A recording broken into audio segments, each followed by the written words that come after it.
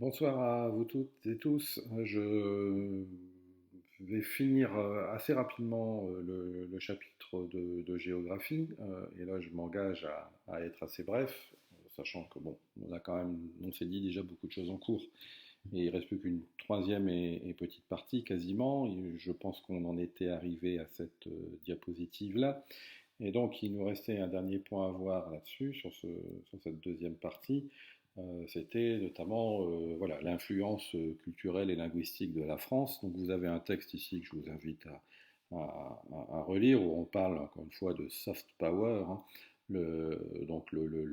l'influence culturelle et linguistique de la France. Hein. Il y a un moyen, on va dire, de, d'accroître son influence en douceur, hein, c'est la méthode douce, hein, sans utiliser d'armes.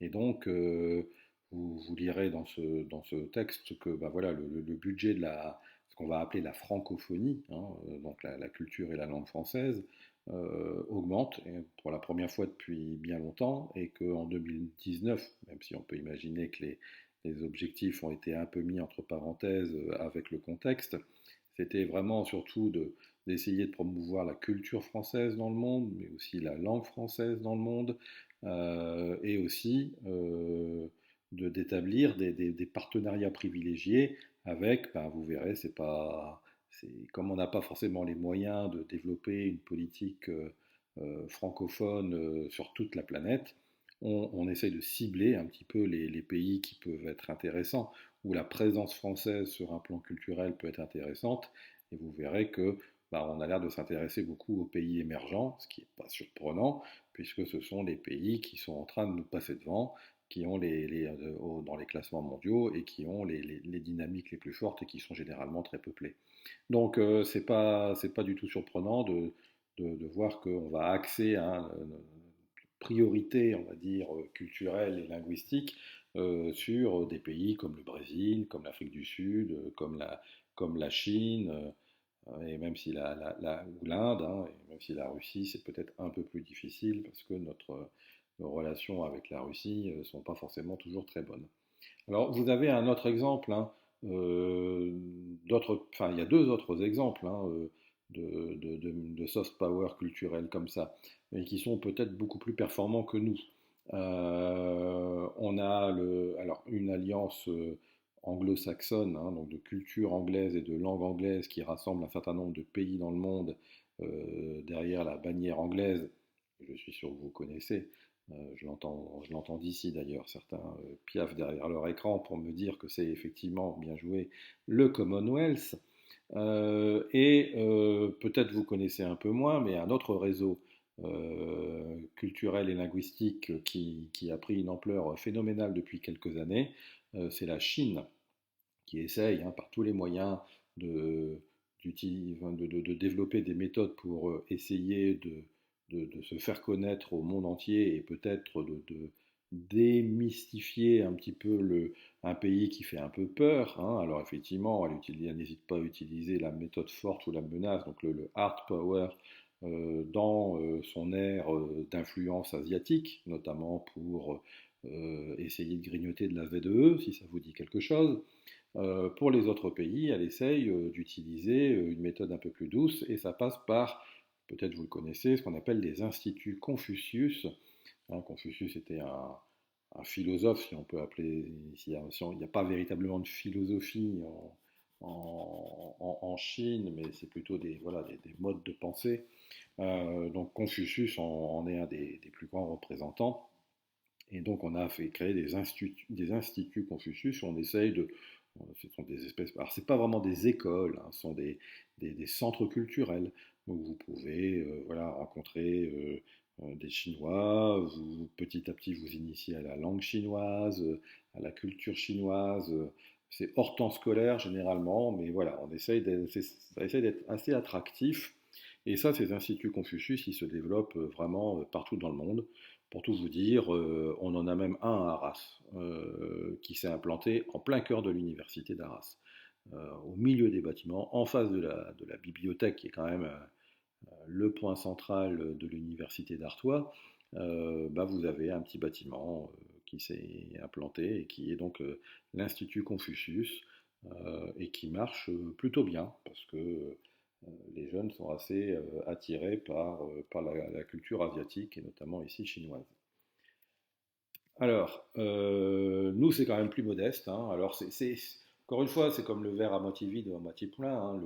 L'organisation, l'OIF, hein, l'Organisation internationale de la francophonie, bah, c'est 54 États, donc sur 200, c'est beaucoup et peu à la fois, hein. Donc, on a 54 États qui sont membres de cette alliance culturelle française. Donc, certains diront que c'est déjà formidable, et c'est vrai. D'autres diront que bon, bah voilà, ça reste quand même une influence de deuxième division, hein, par rapport aux instituts Confucius ou éventuellement au Commonwealth. Donc on a ce qu'on appelle des alliances françaises, c'est exactement le même principe, hein, que l'Institut Confucius, donc des lieux culturels où on expose des œuvres d'art françaises, où on peut emprunter des livres de littérature française, voilà, on essaye de participer à des événements culturels pour faire connaître la culture française.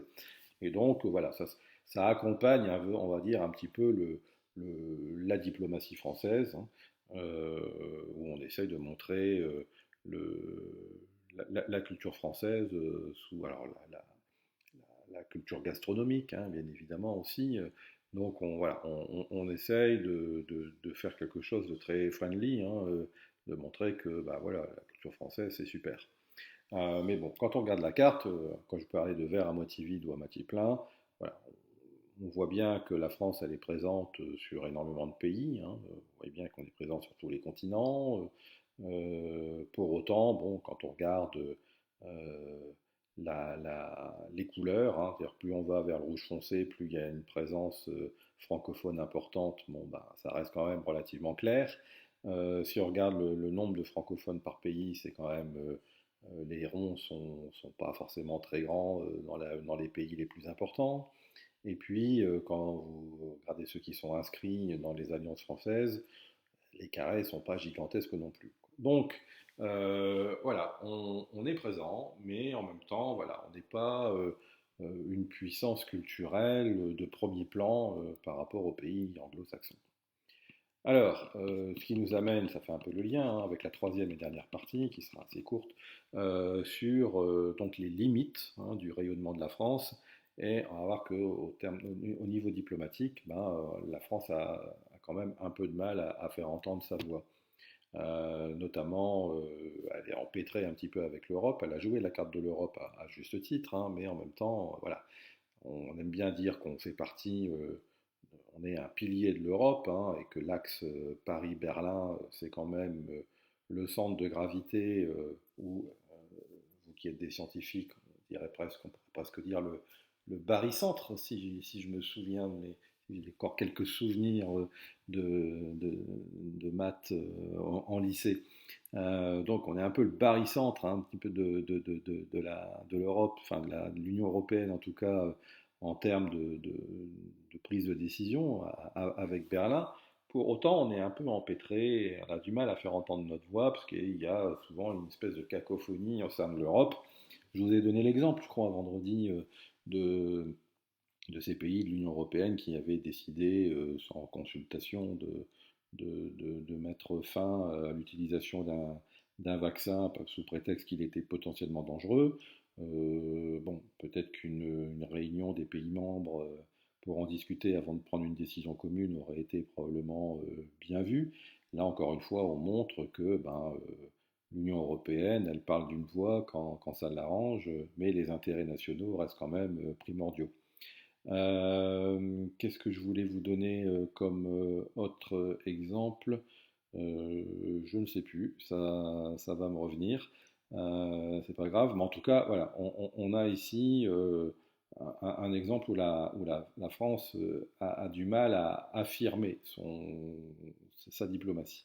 Alors, ce que je disais dans cette diapositive-là, c'est que dans les enjeux, oui, voilà, ça me revient.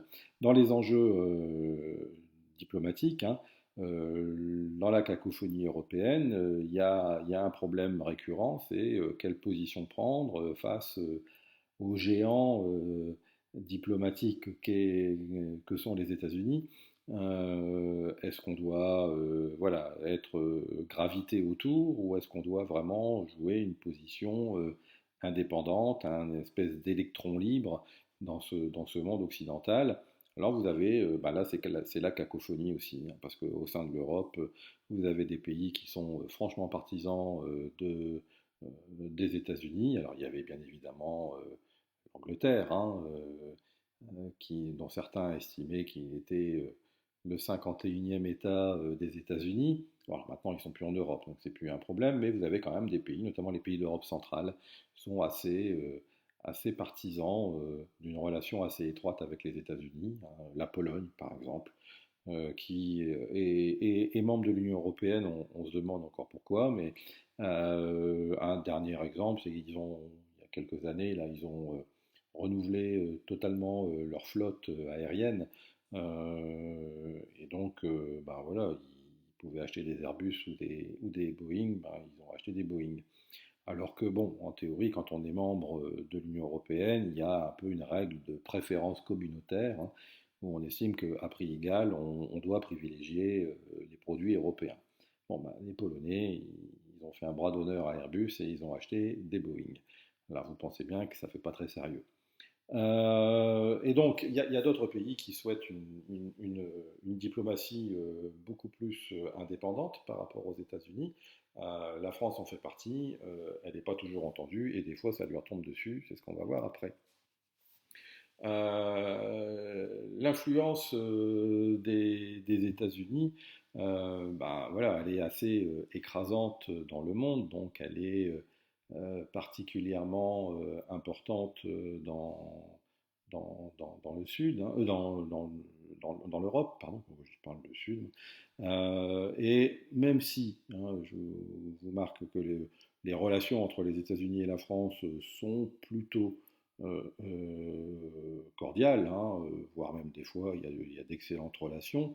Elles sont aussi, ça arrive qu'elles soient un peu tendues. Hein. Je vous rappelle qu'on avait vu dans le dernier chapitre d'Histoire sur la France que ces relations avec De Gaulle, hein, entre les États-Unis et la France de De Gaulle, c'était un peu tendu, notamment quand les États-Unis avaient,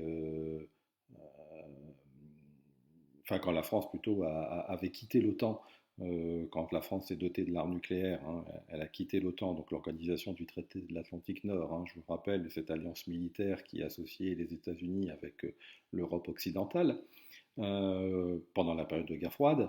Quand la France a eu la bombe nucléaire, elle a estimé qu'il voilà, n'y avait pas meilleure protection que cette bombe, qu'à partir de ce moment-là, elle n'avait plus besoin des services des États-Unis. Et voilà pourquoi, tout en affirmant qu'elle restait alliée des États-Unis, elle n'avait plus besoin d'être dépendante d'une alliance militaire commandée par les États-Unis.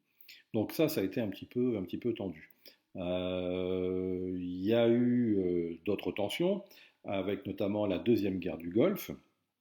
Donc là, on est en 2003, donc cette deuxième guerre du Golfe, elle succède bien sûr à, vous l'imaginez, à une première guerre du Golfe, quand l'Irak, dans les années 80, 1990-1991, ont décidé d'envahir le Koweït pour s'approprier de leur puits de pétrole.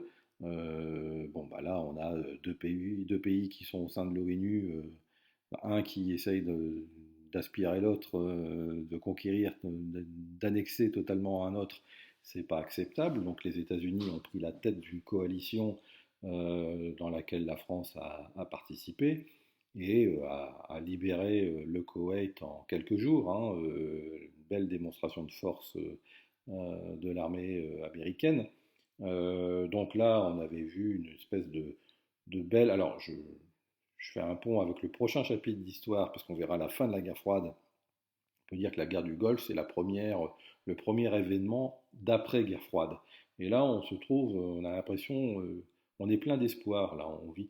La guerre froide est terminée, il y a une guerre qui éclate, il y a une communauté internationale qui décide d'intervenir pour sauver un pays qui est injustement attaqué. On fait cette guerre, elle est vite menée, bien menée, on libère le pays qui a été injustement agressé, et là on se dit, voilà, on est dans une nouvelle ère, hein, cette fois-ci, ça y est, c'est fini les affrontements, les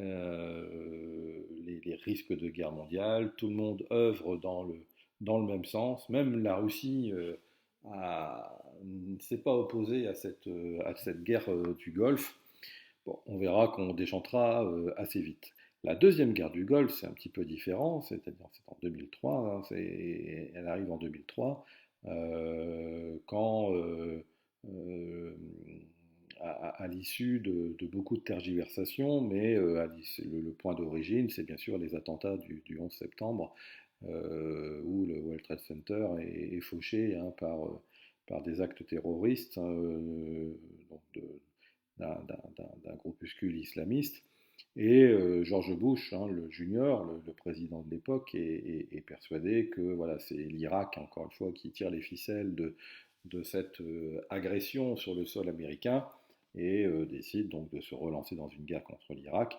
La France se démarque en disant qu'il n'y a aucune preuve qui atteste que l'Irak est aux commandes de cette action terroriste, et décide de ne pas participer à cette deuxième guerre, hein. Et bon, voilà, on peut dire que sur le terme en termes de droit, la France a plutôt bien joué, parce que voilà, elle n'est pas un va-t-en-guerre qui suit aveuglément les États-Unis dès qu'ils veulent le faire. La France veut bien faire la guerre à partir du moment où elle a le sentiment qu'elle fait une guerre juste. Et là, elle n'avait pas ce sentiment-là, donc elle n'a pas voulu le suivre, mais on va dire qu'économiquement parlant, on en a subi les conséquences, parce que les relations, bien sûr, avec les États-Unis se sont fortement tendues, et puis les États-Unis ont commencé à boycotter, hein, pendant plusieurs années, à la fois la France en termes de tourisme, à la fois les produits français dont on a pu voulu acheter les produits, et donc on a payé cher notre volonté de nous émanciper un petit peu de la première puissance mondiale. Donc c'est un peu difficile aussi de ce côté-là. Pour autant, bon, si on regarde la fin du paragraphe, hein, on en a déjà parlé, je vais assez vite, hein, la France, elle veut être aussi à la pointe de la diplomatie, elle veut être un leader sur certains sujets, hein, et donc elle accueille régulièrement des grandes conférences, et elle fait en sorte que des décisions importantes y soient prises, hein, notamment niveau climatique, même si, une fois, il faut modérer un petit peu ces actions, puisque cette COP 21, qui avait été ainsi un très grand succès, finalement, bah, beaucoup de pays qui s'y étaient engagés n'ont pas signé finalement, et puis les États-Unis qui avaient signé se sont désengagés. Donc les traités de la COP 21 ont assez vite perdu de leur substance, hein, et la France n'a rien pu y faire, hein. Le président Macron est allé rencontrer le président Trump pour essayer de le faire changer d'avis.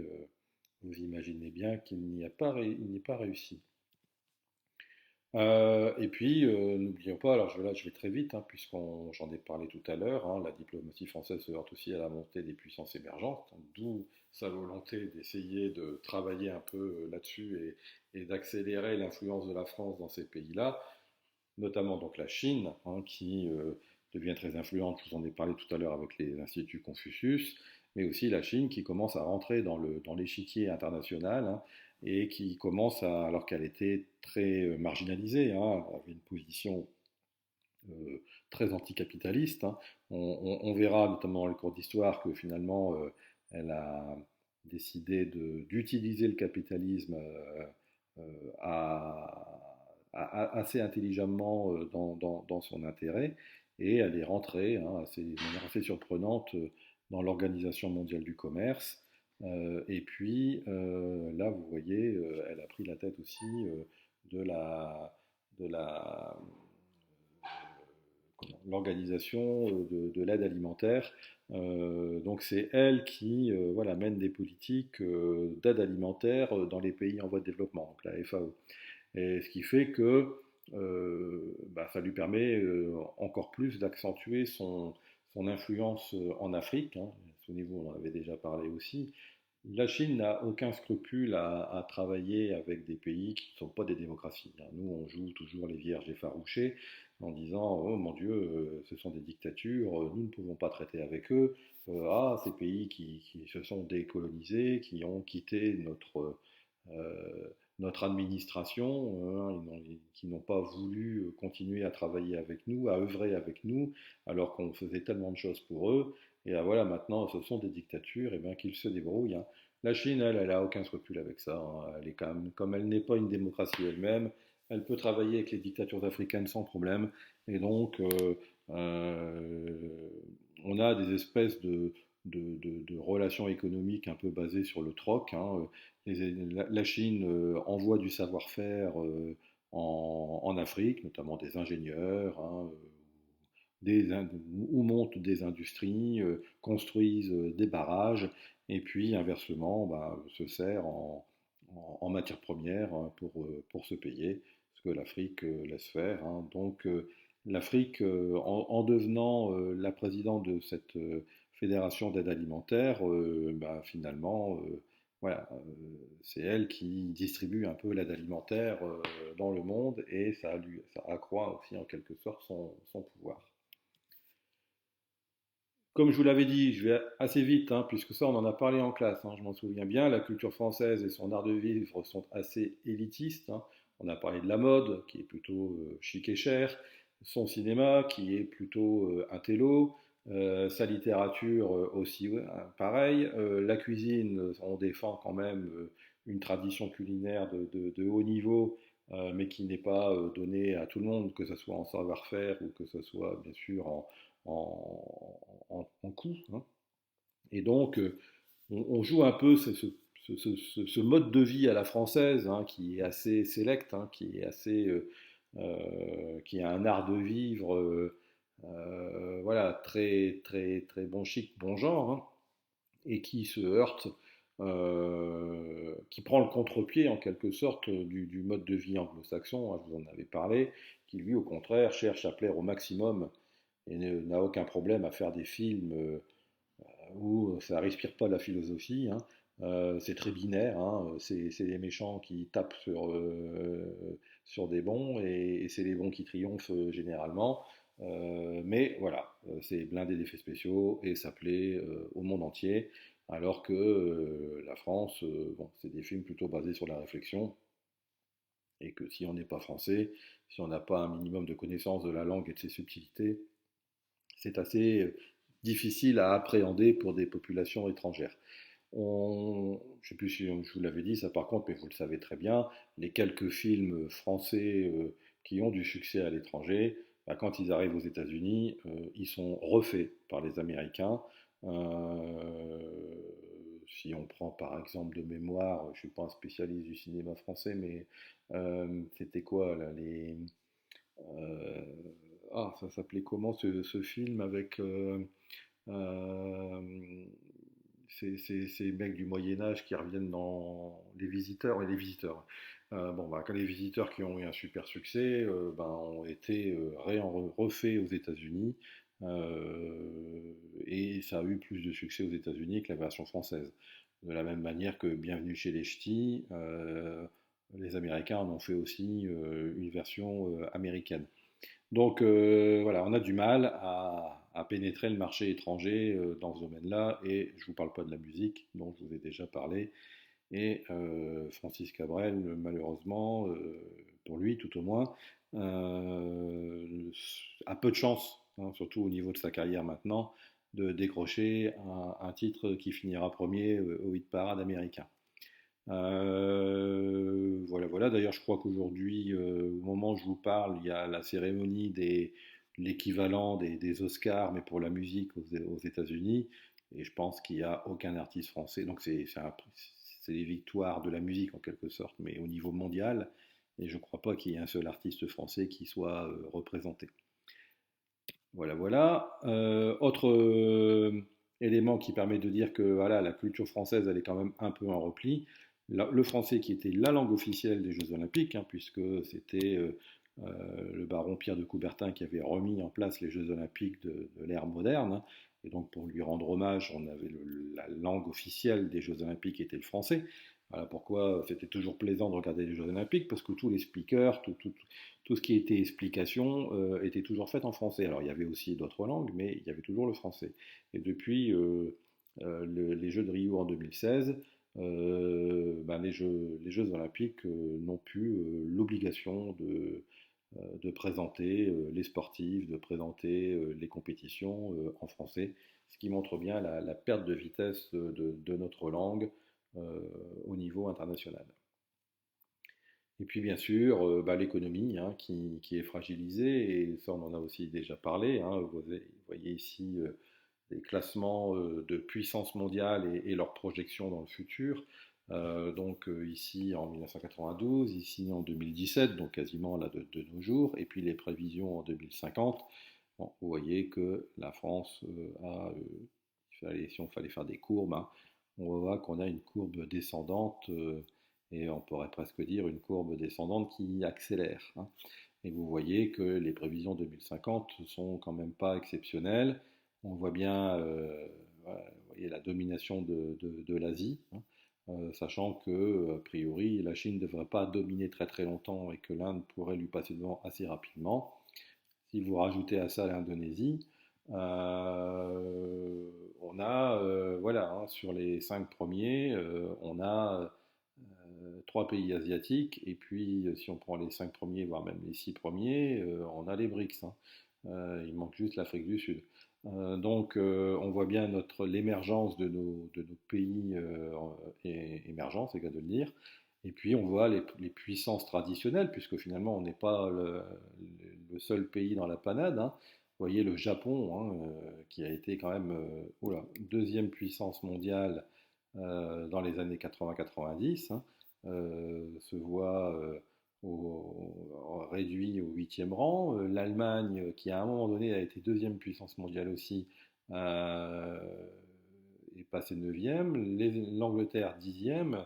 Et nous, on est éjecté du top 10, hein, avec même la Turquie, même s'il faut relativiser, puisque là, on est dans des PIB globaux, hein, et pas PIB par habitant, parce qu'il est évident qu'en termes d'IDH ou de PIB par habitant, la France est quand même au-dessus de la Turquie. Faut pas exagérer non plus. Hein. Donc voilà, hein. Mais la réalité, elle est là. Hein. On baisse. Donc la puissance française est fortement concurrencée.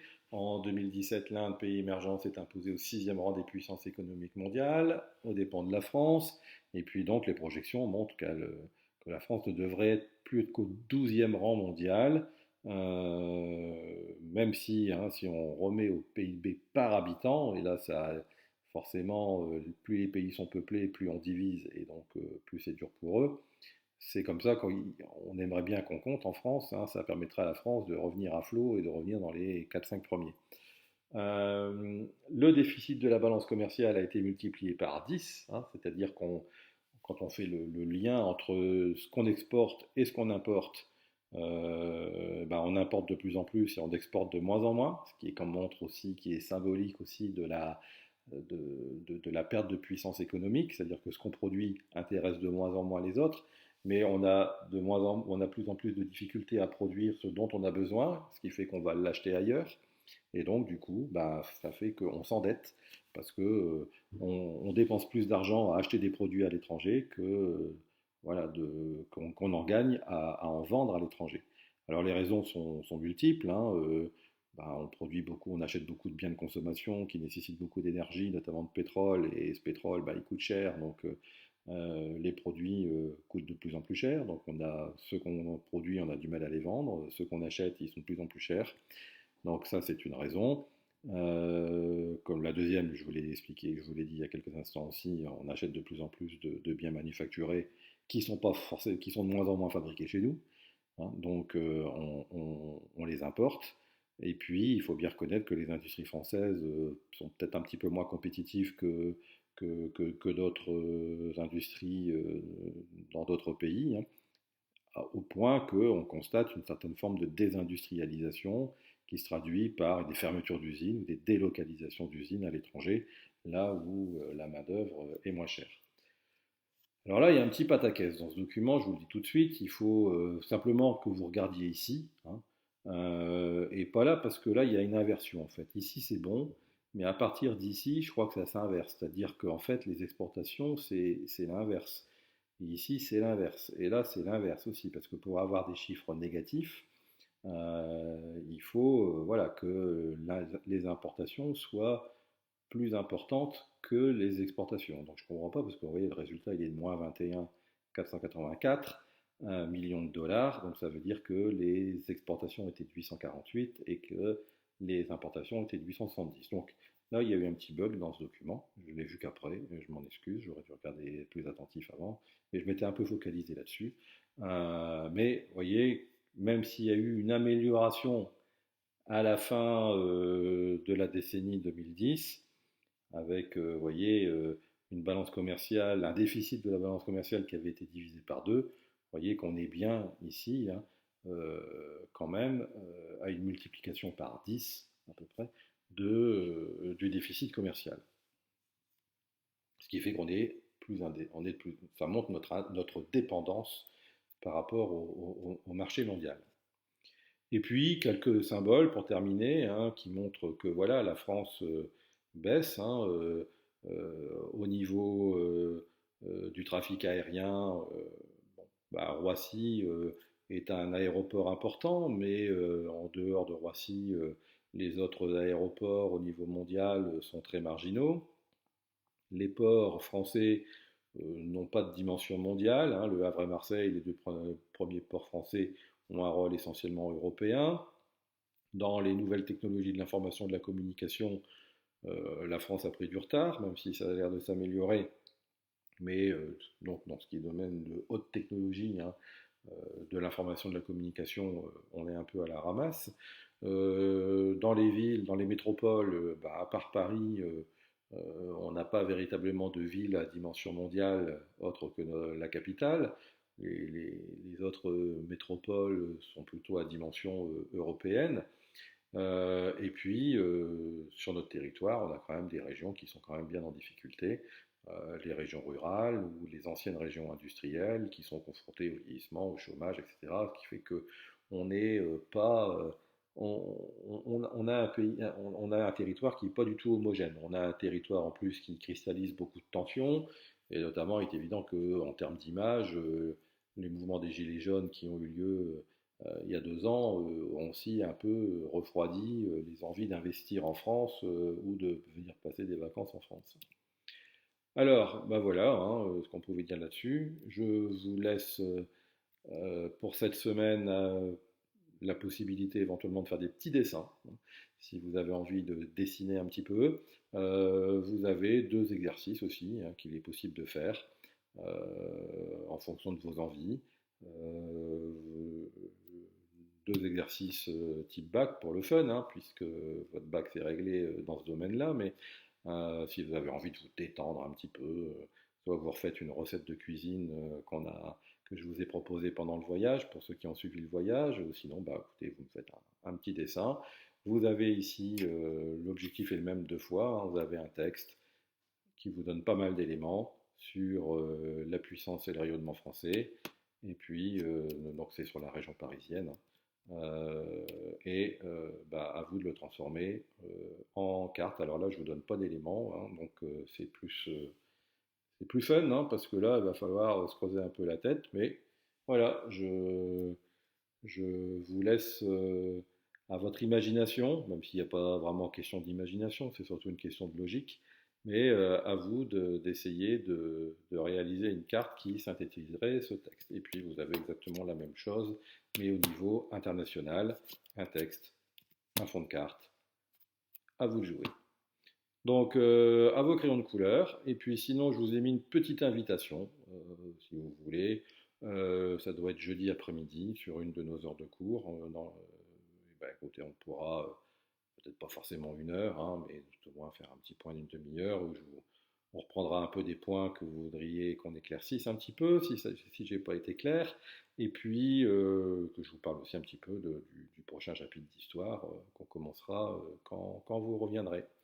Voilà, et ben écoutez, je vous souhaite une bonne soirée, parce que même si elle est déjà quand même bien avancée, et puis je vous souhaite une bonne semaine, prenez soin de vous, et puis donc à jeudi.